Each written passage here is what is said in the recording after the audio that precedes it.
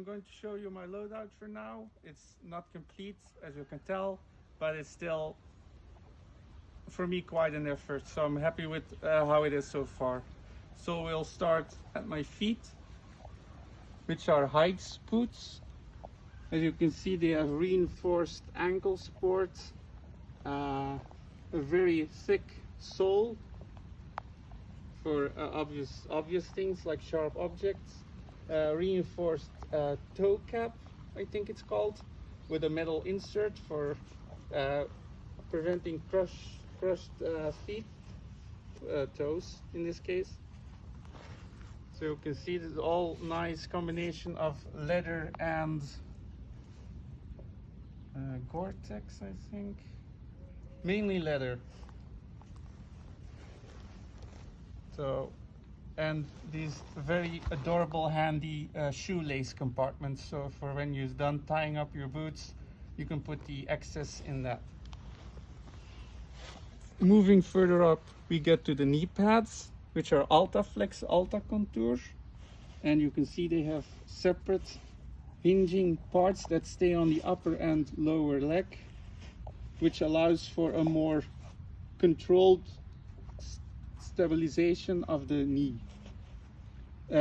pad itself, so it doesn't shift. And it also has a grip surface on the inside to allow it to remain more sturdy. And the locking system is this type. They have another locking system with just Velcro, but I prefer this one. As we move middle way, we have my belt. As you can see, there's barely anything on it. It still needs a holster, a pistol, all the accoutrements. This is the Warrior Assault PLB belt. So you have 3 belts. You have the low profile belt, which is a belt that attaches on a standard belt. It goes through the loops of your pants, like the everyday belt you carry. This is the padded load bearing belt, so this one can take a bit more weight and has the raised back for back support, obviously, and you can attach it to a harness, so the weight is more more divided over the body. So when you buy the accompanying harness, the weight is more centralized in your body and doesn't attribute to a painful back.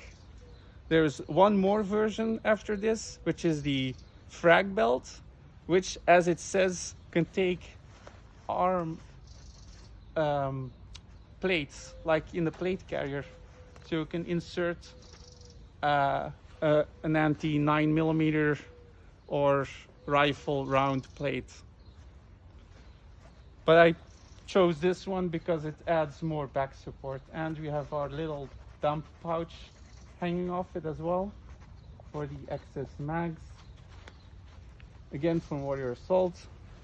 As you can see, there's a theme here, and then we come to the torso, and here we have our DCS one shoulder releasable plate carrier. So the right shoulder, as you can see, is standard Velcro. The left one is, as you can see, slimmer and has, I can't really show you, but I can open it, a releasable shoulder. This is to allow you to take off your plate carrier without removing your helmet. Why? For real life scenarios in combat, so you don't lose the protection of your helmet while having to take off your plate carrier for whatever reason. So that's what this is for. I'm going to leave that hanging for now because I can't reach it. Here we have a 3 pouch system with these retaining tabs. So you just pull them over the mags. As you can see, it's a bit loose, so we have to adjust for that. The mags itself are PTS EPM 1s. I have 4 of those. Obviously, there's only 3 in the picture. On the side of the plate carrier, we have these medic pouches. Again, Warrior Assault, obviously. On the back, we have the cargo backpack. which is usually for a container of water, hydration container, and also for bits and bobs. Yeah, sorry about that. And the thing hanging on the cargo pack itself is my source hydration bladder in its accompanying bag. You can obviously put it in the cargo backpack, but I just put it in the accompanying container because it had, as you can see, attachments to put on the mole of the cargo backpack. So I'm gonna try and run it like that. I might just take it out and put it in the cargo backpack itself, but for now I'm gonna run it like this because the cargo backpack is for my HPA. So yeah, it's a bit loose, sorry about that. Yeah, so here we have our braided line, braided so the UV doesn't affect it. So it's a nice touch. And with a quick non-release valve. So basically if you, let me see, it's a bit hard to, what's this one?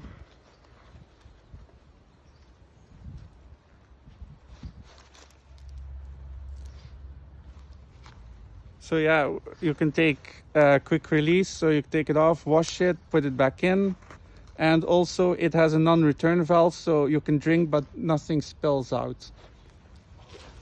They're not expensive at all, and I feel they're really worth their price. This is obviously the smallest one, you can't see it at the moment, but it's about 1 liter. But you can have bigger source, but then they more resemble the camel backpack styles. So this is the smallest one in this form. Getting to my face, we have the NB Tactical Balaclava. As you can see, the mesh guard is not inserted at the moment, purely for picture and video purposes. Obviously, when I play, I will be putting the mask in the balaclava. If you haven't seen NB Tactical, be sure to look at it. As for Warrior Assault, it's not necessary. There are cheaper options for the gear, but for your face, always go for the most expensive you can afford and make sure it is impact rated, because there's too many accidents of people losing their teeth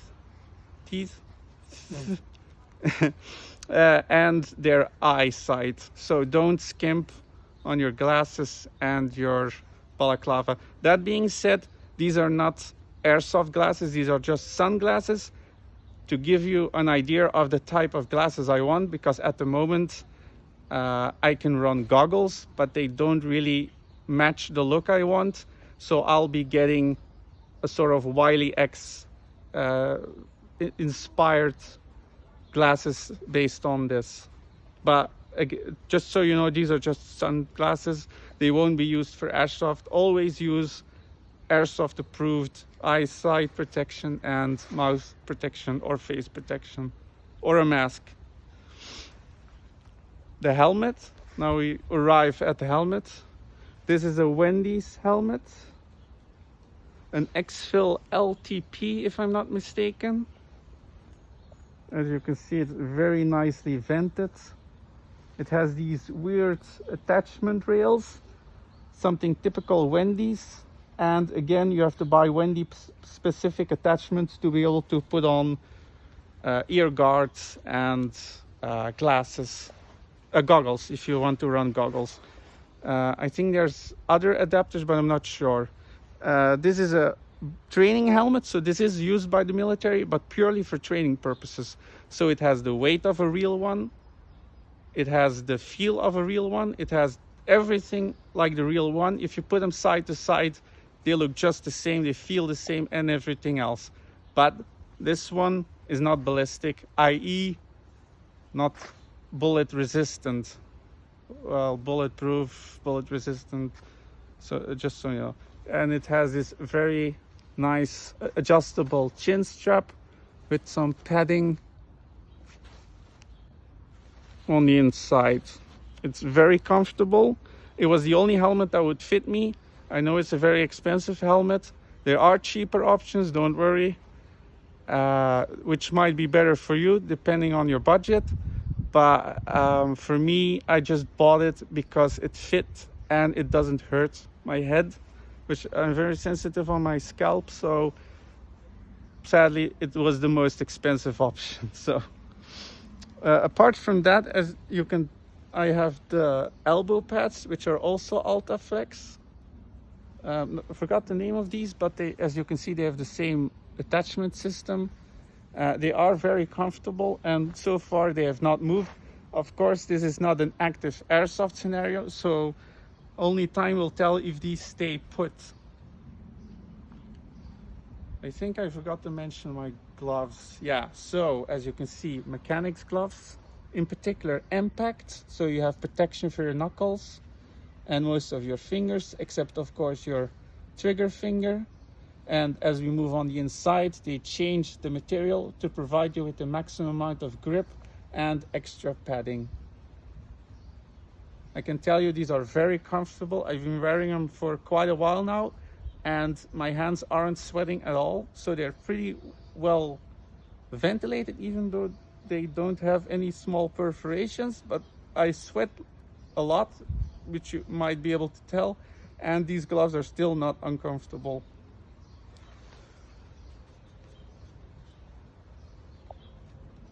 Just a few threads, so that might be something I'll have to look at. Here as well, so I'm not sure if that's a fault or, but I wanted to show you anyway. I'm not gonna hide anything. So, but apart from that, they are very comfortable and very easy to put on. So that's pretty much it. The replica I'm holding is a cyma CM097B. Just purely for display purposes, I'll be using my Wolverine. But for picture wise, I just like the fact that it didn't have an HPA line hanging out of it for the added realism. So that's why. And that's pretty much it, except for, of course, my uniform. So I keep forgetting stuff. This is from Helikon Tex. The camo itself is pencott wildwood. So it's similar to the cousin green zone, but of course a little bit different. At first you might be confused and think it's the same, but once you put them side to side, you'll see that green zone is not like wildwood. And the added bonus is you can see the ventilation in the armpits and this material, which is a stretch fabric. So very comfortable. I've been wearing it for the whole time. It's been raining and I'm not drenched. It might be slightly damp, but as you can tell, it stopped raining and the droplets are still on the uniform.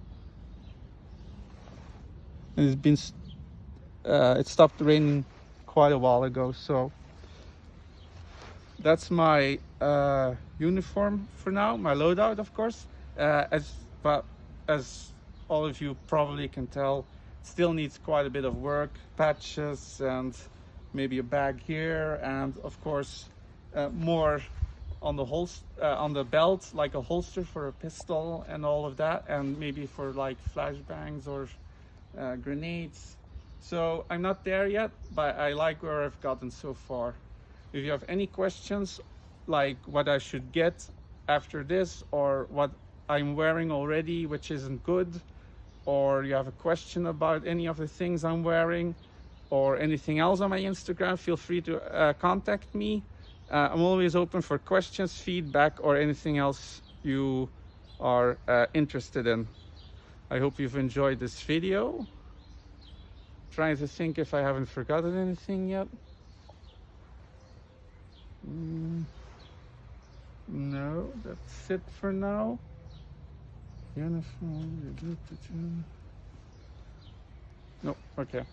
So take care, have a nice day or evening depending on where you're watching from, and thank you for your continued support. It means a lot to me. Take care, bye bye.